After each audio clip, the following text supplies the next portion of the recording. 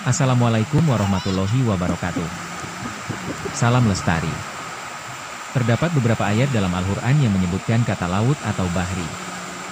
Beberapa contohnya adalah surat Al-Baqarah ayat 164, surat An-Nahl ayat 14, surat Ar-Rahman ayat 1921, dan surat Al-Kahfi ayat 109. Ayat-ayat ini menjelaskan tentang penciptaan laut, manfaatnya, dan bahkan perbandingannya dengan kalam Allah.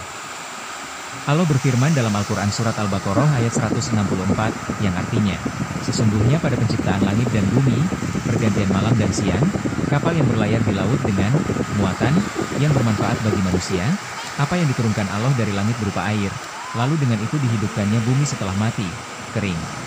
Dan dia tebarkan di dalamnya bermacam-macam binatang, dan perkisaran angin dan awan yang dikendalikan antara langit dan bumi.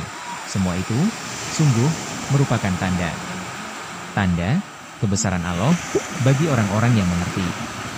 Dialah yang menciptakan langit dan bumi untuk keperluan manusia, maka seharusnya manusia memperhatikan dan merenungkan rahmat Allah yang Maha Suci itu, karena dengan memperhatikan isi alam semuanya akan bertambah yakinlah dia pada keesaan dan kekuasaannya, akan bertambah luas ilmu pengetahuannya mengenai alam ciptaannya.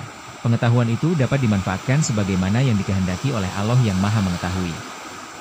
Dalam ayat ini Allah menuntun manusia untuk mau melihat, memperhatikan dan memikirkan segala yang ada dan terjadi di sekitarnya dengan menyebutkan ciptaan-ciptaannya. Penciptaan langit dan bumi sungguh syarat akan rahasia dan tanda-tanda kebesaran Allah. Ciptaan-ciptaan Allah itu ada yang bisa langsung terlihat dan nyata kemanfaatannya sehingga mudah kita memahaminya. Tetapi tidak sedikit untuk memahaminya perlu melalui prosesi pemikiran dan perenungan yang panjang dan dalam. Laut, hamparan biru luas yang menutupi lebih dari 2/3 permukaan bumi, selalu menyimpan pesona dan misteri.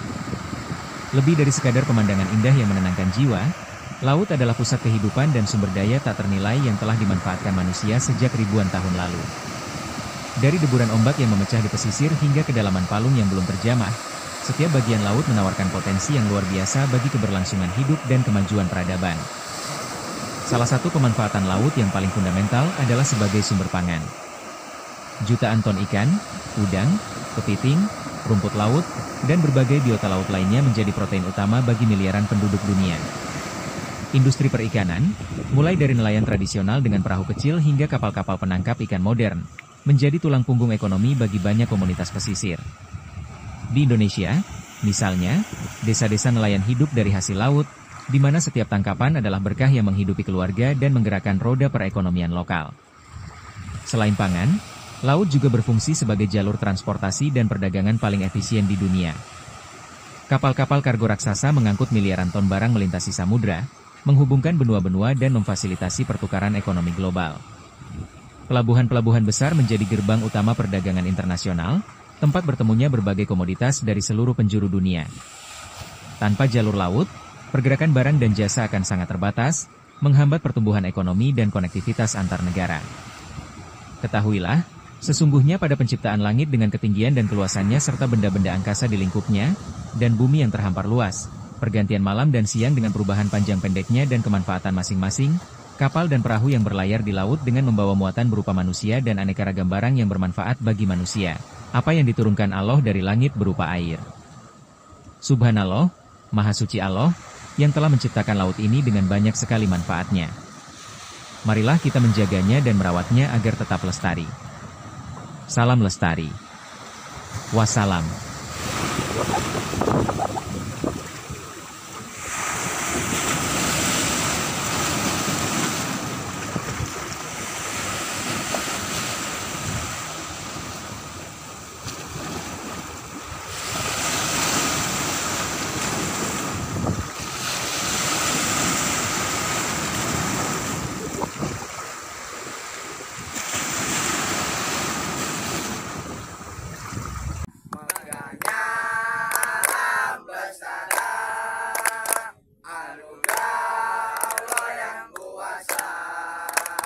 Marilah kita menjaganya, lestari bumi Indonesia. Salam lestari.